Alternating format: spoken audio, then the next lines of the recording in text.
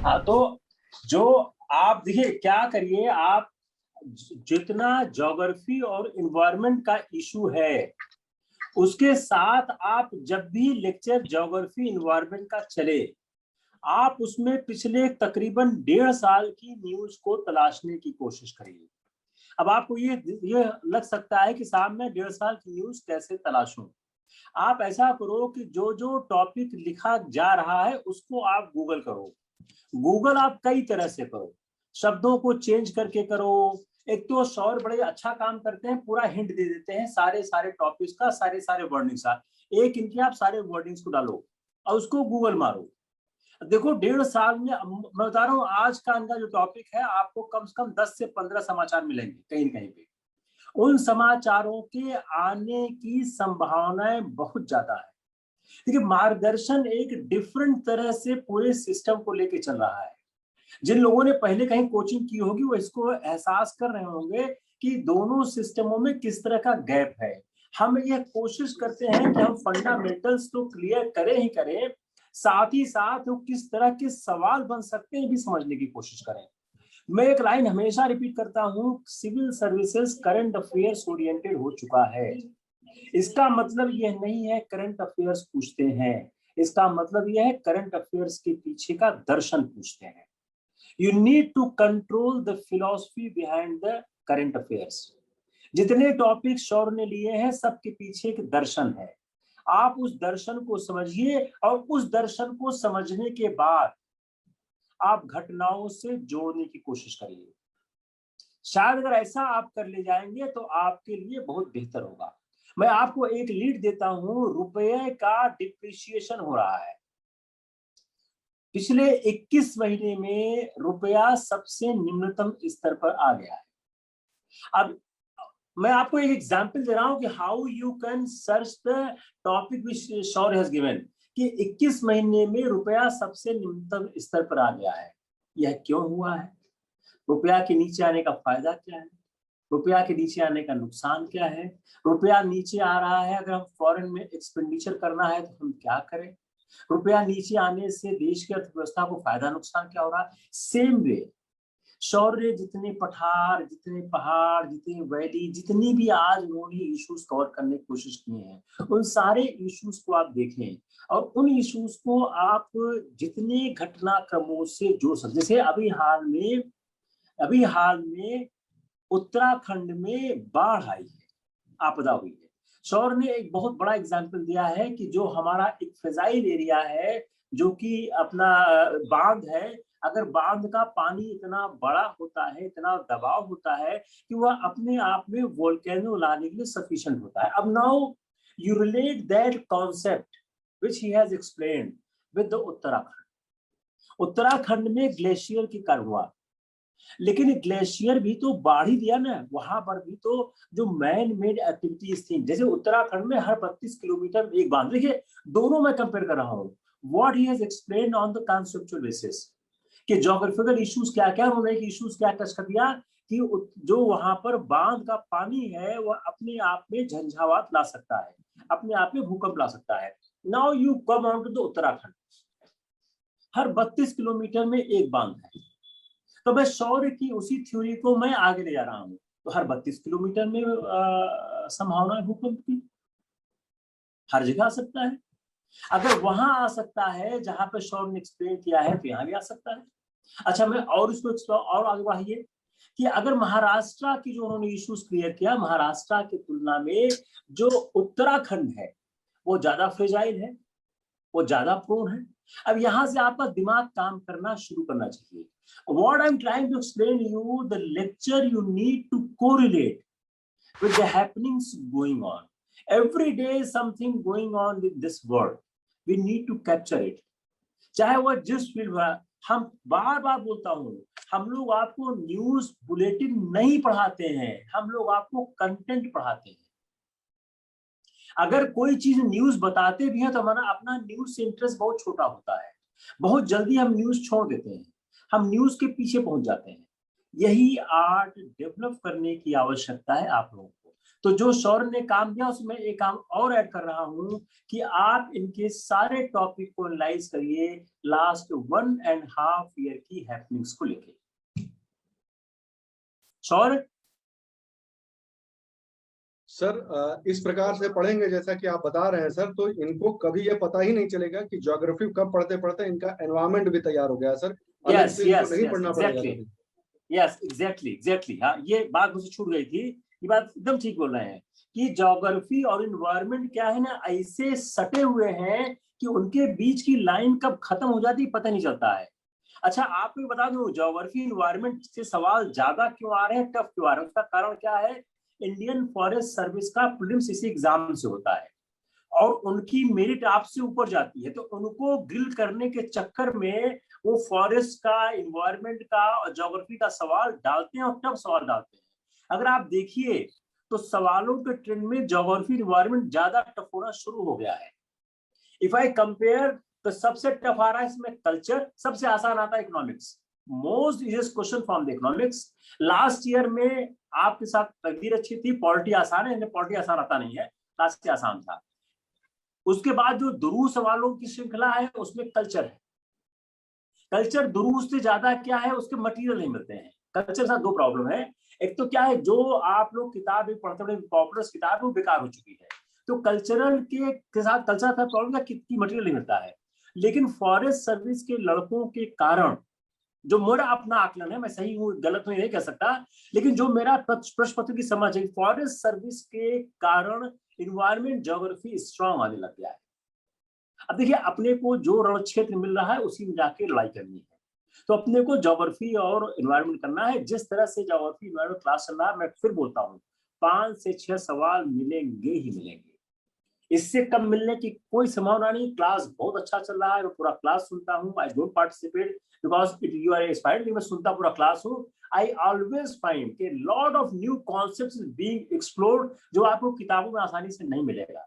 जो किताब शौर्य इस्तेमाल करते मैं सारी किताबें जानता हूँ, बहुत हाई स्टैंडर्ड है किताबें, बहुत हाई स्टैंडर्ड है। उसको ज्योग्राफी वाले पढ़ते हैं, जीएस की ज्योग्राफी के भी एडवांस में पढ़ते हैं, ज्योग्राफी के आम स्टूडेंट के पास की किताब नहीं है वो। तो यू आर वेरी लकी कि we are experimenting, we are exploring lot of high standard books, even जिसका ऑप्शनल ज्योग्राफी है उसको भी मदद मिलेगी।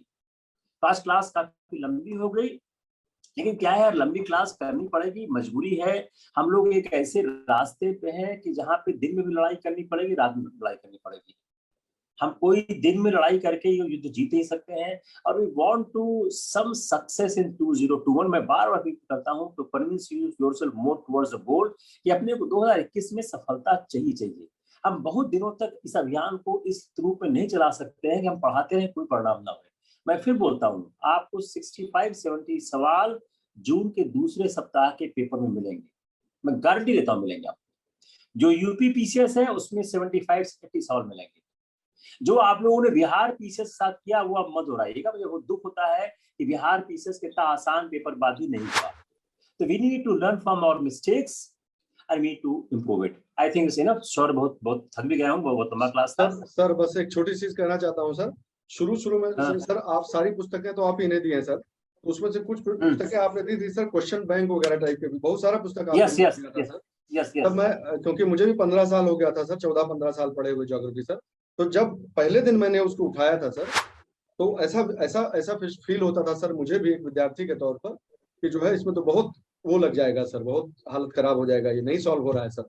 रेजिडुअल नॉलेज से कोई भी सवाल यूपीएससी में रेजिडुअल नॉलेज से सॉल्व होना पॉसिबल नहीं है सर। अभी 5-6 कुल मिलाकर 6-7 क्लास हमारा हुआ होगा सर, मैं भी एक विद्यार्थी की तरह ही पढ़ रहा हूँ सर इसको। अब सर ऐसा लगता है कि ये जो है वो धोखा कर रहा है एस्पिरेंट्स के साथ, ये उस लेवल का क्वेश्चन नहीं दे रहे हैं जिस लेवल का होना चाहिए। ये स्थिति है, नहीं इतना बड़ा ट्रांसफॉर्मेशन है सर। जो क्या है, अपना एज ए टीचर मैं इम्प्रूव कैसे किया हूँ, मैंने मार्केट का सारा मटेरियल पढ़ा। Yes sir. और मैंने सबको रिजेक्ट कर दिया। Right sir. सब रिजेक्ट कर दिया। और मैं सारा मटेरियल मार्केट में देख लेता हूँ, जितने क्वेश्चन बैंक है मैंने सब देखे, चाहे हिस्ट्री पे हो, ज्योग्राफी पे हो, पॉलिटी पे हो, क्योंकि अपने को समझना है कहाँ पे है। तो आई एग्री विद श्योर, ये सब बहुत सब स्टैंडर्ड है। ये सब स्टैंडर्ड क्यों छापते हैं उसका मैं काम बताता हूँ। इनको बेचना है। अगर बहुत हाई स्टैंडर्ड अगर बना दो बिकेगा नहीं। इससे मार्गदर्शन जो है कभी भी बहुत हिट नहीं हो सकता है। उसका रीजन क्या है कि इसका स्टैंडर्ड इतना ज्यादा हाई है पढ़ाने का कि आम छात्रों के बस का नहीं है ये।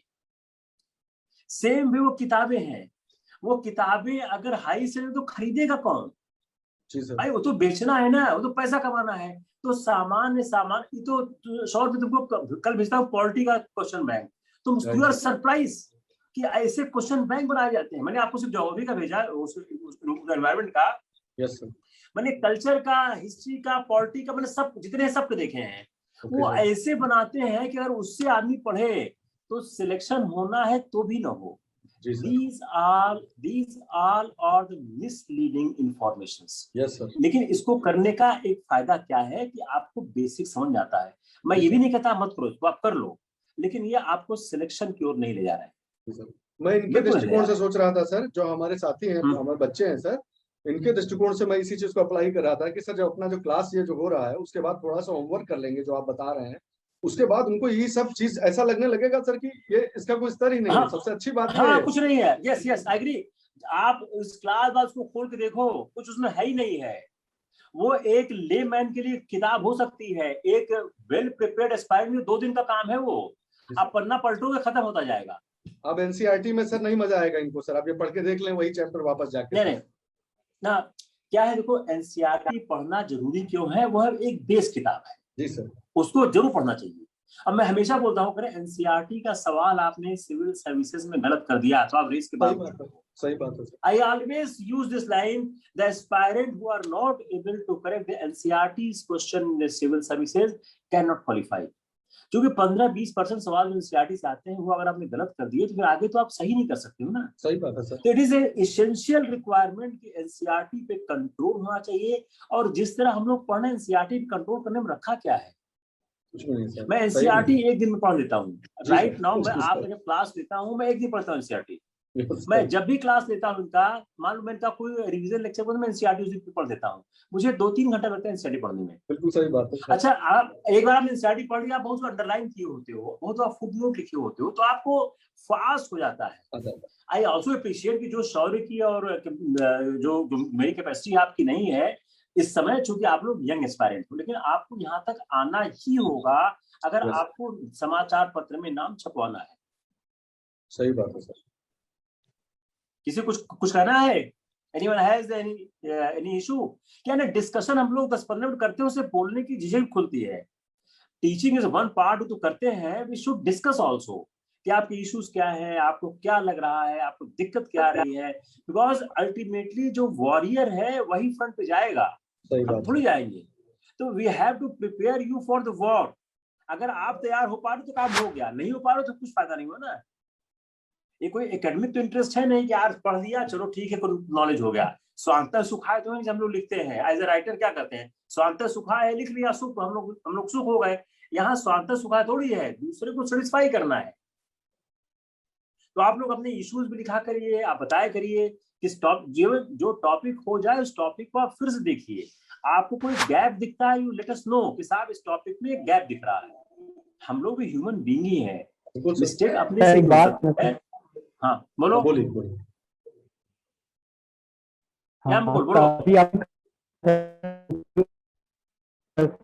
ने बताया क्लास में कि चीजों को कोरिलेट करो ज्योग्राफी की एनवायरनमेंट से, तो सर उसमें बताने लगे कि राजस्थान में जो मिला था क्लीवर वो अफ्रीका में इस तरह से कनेक्ट हुआ, कनेक्टिविटी। तो सर ने क्या मोरक्को और जवान के बारे में बताया, तो तुरंत दिमाग में आया से रिलेटेड इश्यू हो गया कि वहीं पे अरब स्प्रिंग हुई थी, वहां चारों राष्ट्र में तानाशाहों का शासन था और वहां सशस्त्र क्रांतियां हुई थी। तो सर तुरंत वो चीज के लिए एक नया आयाम दिया आपने सोचने का। तुरंत उससे वहां आपने बताया कि बर्बेरियन जातियां निवास करती थी और वहीं पे सशस्त्र क्रांति हुई थी।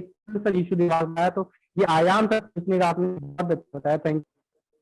बिल्कुल दोस्त, बिल्कुल सही बात है। ऐसे ही सोचना है हम सबको, हर विषय पढ़ते समय यही सोच रखनी है कि इसका जो है मानव जीवन पर क्या प्रभाव पड़ा है, ऐसा कर। देखिए जैसे आज जितना टॉपिक शॉर्ट ने कवर किया उसको आप ट्राइब्स जोड़ के देखिए, उसको आप ट्राइबल बेल्ट जोड़िए। Yes sir. कहाँ पे कौन सी ट्राइब है, और आगे बढ़ जाइए, उन ट्राइबों का डांस कौन सा है।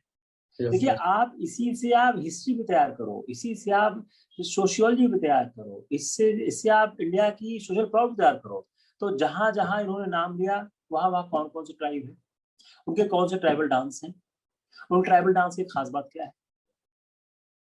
मैंने एक आपको पूरा डांस का पूरा लेक्चर होगा, मेरे ख्याल से 2-3 घंटे का लेक्चर होगा अगर सब मिलाएंगे। मैंने ऐसे तैयार किया था कि मैंने इंडिया का मैप उठाया था, इंडिया के मैप से मैंने पूरा जॉट डाउन किया, वहां की सारी ट्राइब मैंने सर्च की, उन सारी ट्राइब्स मैंने डांस निकाले और सबके डांस के एक एक दो इम्पोर्टेंट, ज्यादा नहीं है, हर ट्राइबल डांस के 1-2 इम्पोर्टेंट फीचर्स हैं, ज्यादा नहीं, वही आते हैं।